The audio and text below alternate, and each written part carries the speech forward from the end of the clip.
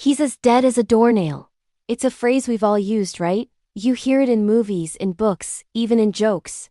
But hold on a second. Have you ever stopped to think about it? What exactly is a doornail, and how can it be dead? More importantly, how can something that's dead still be a perfectly functional part of a door? It's a bit strange when you really think about it. To solve this little mystery, we have to travel back in time, several centuries, to an era before modern hardware stores and factory-made doors. Back then, blacksmiths forged nails by hand, and carpenters would hammer these chunky iron nails through thick oak doors to hold the wooden planks together. But here's the clever part. Once the nail went all the way through the wood, they didn't just leave it sticking out. They would bend the tip over on the other side and hammer it flat against the surface. This process was called clenching. Once a nail was clenched, it was locked in place permanently. It couldn't be pulled out. It couldn't be straightened.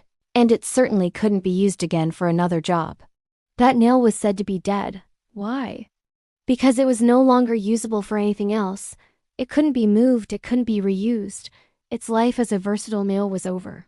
So when someone in medieval times said something was as dead as a doornail, they meant it was completely and utterly finished, totally beyond any hope of revival. It wasn't just dead in the biological sense, but nailed down, locked in place, and done for good. There was no coming back from it. This expression is incredibly old. We can find it in literature from as far back as the 1300s.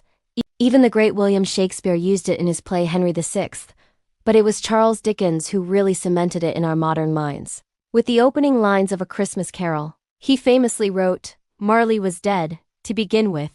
There is no doubt whatever about that. Old Marley was as dead as a doornail. Dickens even has a little fun with it, questioning why a doornail, of all things, should be considered the deadest piece of ironmongery in the trade.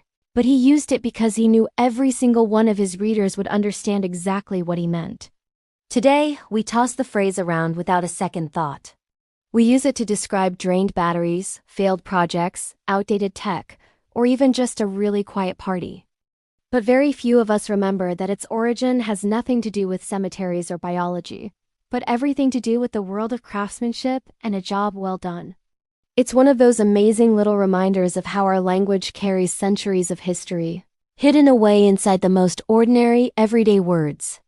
So, the next time you declare something to be as dead as a doornail, take a moment to remember its journey. It's not just a cliche. It's a tribute to a time when a job was done so thoroughly, it could never be undone. A common phrase with a very uncommon story. Thanks for watching. If you enjoyed this little dive into history, don't forget to hit that like button and subscribe for more stories hidden in our language.